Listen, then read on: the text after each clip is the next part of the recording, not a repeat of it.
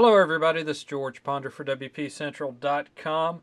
Got a video overview for you on the HTC Titan from AT&T. Now, the HTC Titan, it's a big phone. It's a big Windows phone. It's a 4.7 inch LCD WVGA screen device. I mean, it's big, but it's not huge, it's not enormous, it's not gigantic. It's just a large Windows phone. Walking around the phone, you've got the power button up top, 3.5mm headphone jack.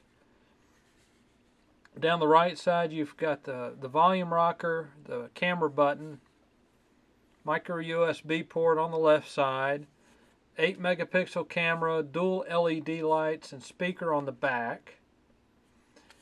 AT&T went with the gunmetal gray finish. Looks nice. It's different from the black finish that the international model has.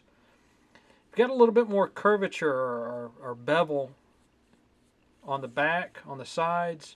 It makes the large phone fit good in the hand. Now, the Titan measures 5.14 inches tall, 2.78 inches wide, and 0.39 inches thick. It's a little hefty, but not too heavy, weighing in at 5.6 ounces. Comparing it to the other Windows phones real quickly, here's the HTC HD7S. Oh, wrong way. There we go. Now, as far as height goes, the Titan's about a 1/4 inch, a little bit more taller. Weight-wise, a little bit heavier. The HD7S weighs 5.7 ounces compared to the 5.6 of the Titan. Thickness-wise, real close. HD7S measures 0.33 inches thick to the 0.39 of the Titan. But the difference is, again, HTC did a good job of rounding the sides a little bit more on the Titan to make it feel better in the hand. Screen quality, I've got to give the edge to the Titan. It just looks better. A little bit more color saturation, a little bit more brightness, a little bit more contrast. I've got both set to auto brightness, but I don't know if you can tell on the video, but the Titan has an edge over the old HTC HD7S. Now, compared to the Samsung Focus S with its Super AMOLED screen, again, I'm going to give a little bit of a nod toward the Titan. A little bit close to call, and here's why I say this. I've got the Focus S set to high brightness. The brightness is set to high. Again, you've got auto brightness on the Titan. Your AMOLED screen, it does have richer colors, a little bit more contrast, but the Titan can hold its own against it. As far as design goes, the Titan, again, it's about a 1/4 inch taller than the Focus S. Very close in thickness. But the biggest difference is the weight. You've got 3.9 ounces versus 5.6. So if you're looking for a thin, lightweight phone, the Focus beats out the Titan.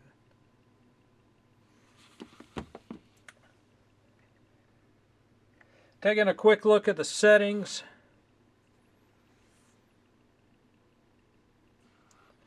You do have internet sharing. You need an AT&T compatible plan, sharing plan. I don't have that. As far as memory goes, the Titan's fitted with 16 gigabytes of storage space. After Windows Phone 7.5 is loaded, you're left with 12.89 gigabytes. You do have the preloaded AT&T apps and YP Mobile, Yellow Pages Mobile. I think out of the box it's about 12.5 gigabytes. Nice thing about the AT&T stuff, you can delete it to free up space. You've got the hearing aid setting. That's going to give you a little volume boost to your earpiece. Personally, I don't, well, you may need it, but without that turned on, the Titan has solid volume. I actually had to turn down the volume a little so it wouldn't just blare in my ear. Some people say the audio is a little tinny. I haven't heard it. I've also heard over on the forums that sometimes the volume fluctuates, the volume reduces unexpectedly. I have not experienced that.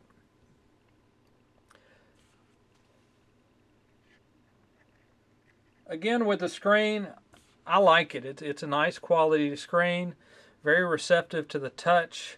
Colors come out real nice. You don't have that ghosting that you had with the the other HTC Windows phones as you scrolled around. As far as video playback goes, looking at a music video,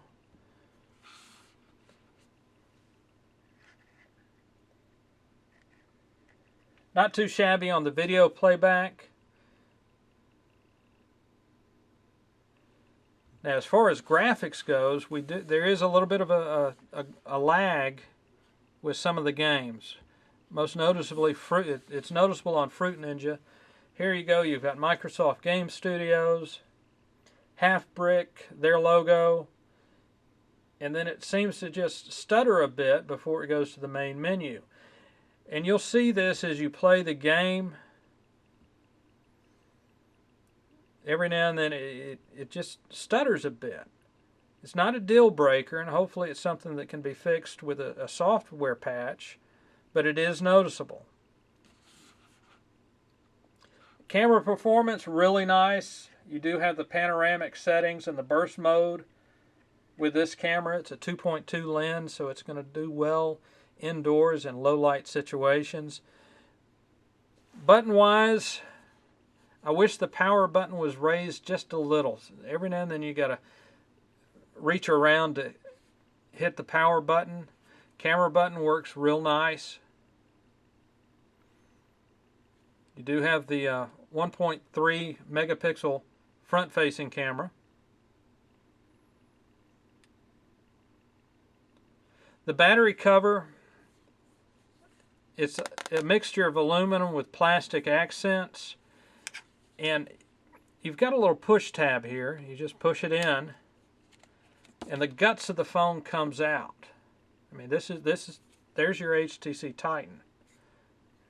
So the battery cover not only covers the battery, but it also encompasses the whole phone and gives it a shell. Gives it that unibody design. It's comfortable in the hand. You've got a little black rubber gasket that goes around the screen to give it a little bit of a bumper. But all in all, I like the HTC Titan. If you have reservations that it may be too big for you, by all means go to your local AT&T store. Get it in your hand. I think you're going to be surprised how well that HTC has balanced that large 4.7-inch screen with the phone. I mean, it doesn't have any bulk. It's hefty, it's large, but it's not cumbersome, bulky, or uncomfortable to carry or hold. Not everybody's going to like the large size. You may opt with a Samsung Focus Flash, HTC Radar, or even the Focus S. It's a little bit smaller, a little bit thinner.